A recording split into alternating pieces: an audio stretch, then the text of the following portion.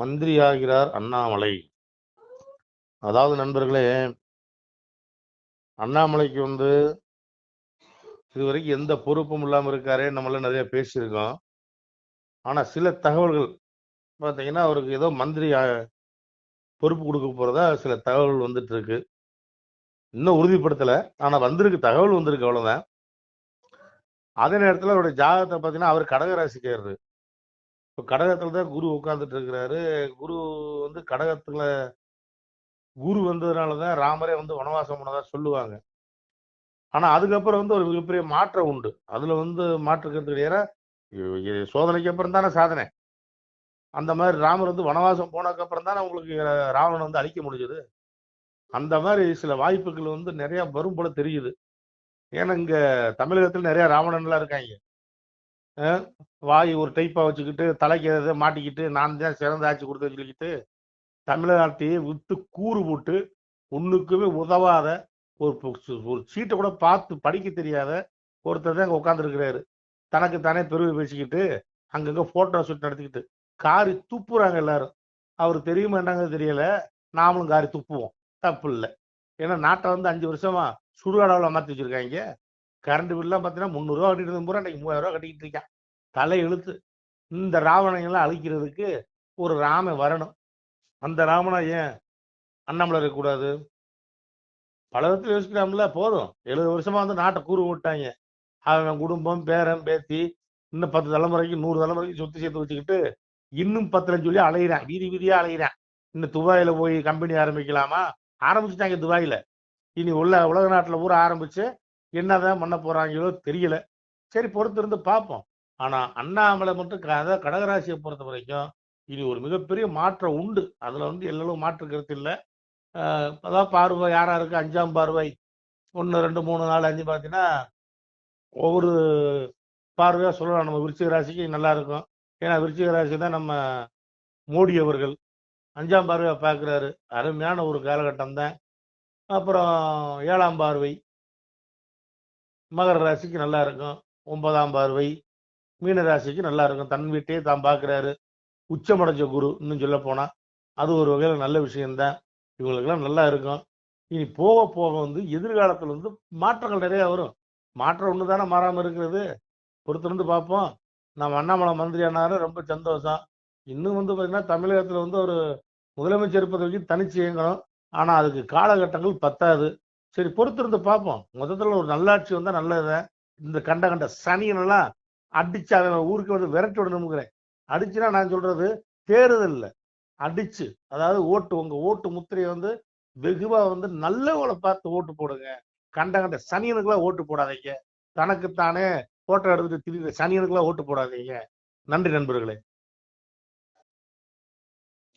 சிவாய நம. திருச்சிட்டம்பலம், தில்லையம்பலம், பொன்னம்பலம். சிவாய நம.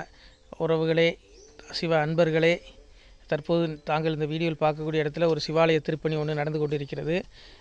இந்த இடத்துல பார்த்தீங்கன்னா முன்பு ஒரு காலத்தில் ஒரு சிவாலயம் இருந்திருக்குது. அதாவது இந்த ஏரியா இப்போ ஒரு தென்னை மரங்கள், பனை மரங்கள் சூழ்ந்த காடாக இருக்கிறது. முன்பொரு காலத்தில் இங்கே ஒரு ஊர் இருந்ததாக சொல்கிறாங்க. ஆனால் இப்போது சுற்று வட்டாரத்தில் 5 கிலோமீட்டர் சுற்றுலாவில் ஊரே கிடையாது, காடு.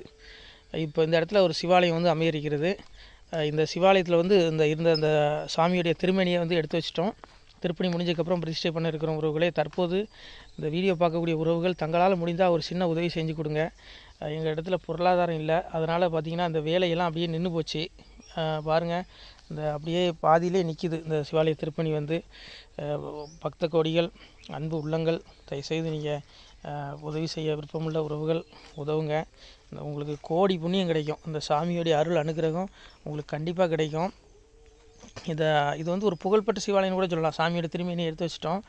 இந்த இடத்துல பார்த்திங்கன்னா ஒரு வாசி தண்டம் இருக்குது. அந்த காலத்தில் ஒரு முனிவர் யாரோ தவம் செஞ்சுருக்காங்க. அவங்களுடைய வாசி தண்டம் அவர் திருக்கரங்களால் எழுதின ஓலைச்சுவடி கூட இன்றும் இருக்குது, இன்னும் பாதுகாக்கப்பட்டு வருது. அது கோயில் திருப்பணி முடிஞ்சதுமே அதையும் நாங்கள் அந்த வழிபாட்டுக்கு வச்சுடுவோம். இந்த சிவாலய திருப்பணி வந்து சாமி திருநாமம் வந்து முக்தீஸ்வரர் அப்படிங்கிற திருநாமத்தில் வழங்குறாரு. நெல்லை மாவட்டம் நாங்குநேரி தாலுகாவில் இந்த சிவாலயம் அமைய இருக்கிறது உறவுகளே. இந்த வீடியோ பார்க்கக்கூடியவங்க ஒரு 2 பேருக்காவது கொஞ்சம் ஷேர் பண்ணுங்கள். இந்த வீடியோ பார்க்கக்கூடிய யாராவது ஒரு சின்ன உதவி செஞ்சால் இந்த ஆலய திருப்பணி வந்து கண்டிப்பாக நாங்கள் வெற்றிகரமாக முடிச்சுடுவோம். பாருங்கள், அந்த வேலை எல்லாமே அப்படியே நிற்கிது. கல்லெல்லாம் இறக்கி போட்டிருக்கோம். இன்னும் நிறைய கற்கள் தேவைப்படுது. சுவாமியோடைய அந்த திருக்கோபுரம் பார்த்திங்கன்னா லிங்க வடிவிலே அமைக்க இருக்கிறோம். உதவுங்கள் உறவுகளே. உங்களுக்கு அப்பா சிவபெருமானுடைய அருள் நிச்சயம் கிடைக்கும். எம்பெருமான் சொல்வான், வாழுவீர் தாழ்வில்லாமல் மக்களும் கிளைகள் கொஞ்சி நாளுமே மகிழ்ச்சி கூர்ந்து நலமுடன் வாழும்போது நீளுமே எனது செங்கோல் நீதியும் நெறிபோல் வந்து ஆளுமே உங்கள் தன்னை அன்புடன் அலையாவண்ணம். உங்களை எம்பெருமானுடைய அப்பாவுடைய திருவாசகத்தாலேயே வாழ்த்துறோம் உறவுகளே. ஆணுடன் பெண்ணும் பெற்று அதிகமாய் செல்வமாகி தானுடன் நினைவுமுற்று தர்மமும் நெறியும் கற்று வேணும் நீள் காலமெல்லாம் வெள்ளியர் உடனே வாழ்ந்து போனுதல் கமலநாதன் பொற்பதம் பெற்று வாழ்வீர். அந்த ஈசனுடைய பொற்பதம் நிச்சயம் கிடைக்கும். உங்களுக்கு இகத்திலும் சுகம், பரத்திலும் சுகம். உங்களுடைய கர்ம வினைகள் மன்னிக்கப்பட்டு உங்களுக்கு நிச்சயம் மோட்ச வீடு கிடைக்கும். இகத்தில் பூரண ஆயுளுடன் நோய் நொடி இல்லாமல் வாழ்ந்து நீங்கள் பரவாழ்வும் பெறுவீர்கள் உறவுகளே. மக்களே, நீங்கள் எல்லாம் வாழ்பொன்னம் பதியிற் சென்று முக்கியமான யுகநில மதிலே தன்னால் கக்கிய பொன்கள் ஸ்வர்ணம் கைமணம் குளிர அன்னம் பொக்கிஷம் நிறைய வைத்து புகழ உண்டு இனிதாய் வாழ்வீர். இந்த இகவாழ்வும் பரவாழ்வும் உங்களுக்கு சுகப்பட அப்பன் ஈசனர்களால் வாழ்த்துகிறோம். இந்த திருப்பணிக்கு உதவி செய்ய ஒரு ஜிபே எண் சொல்கிறோம். இந்த எண்ணில் நீங்கள் உதவலாம்.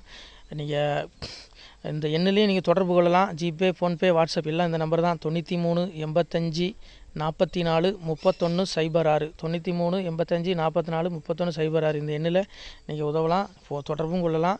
வாட்ஸ்அப்பு இந்த எண்ணு தான், ஜிபே இந்த எண்ணு தான் உறவுகளே.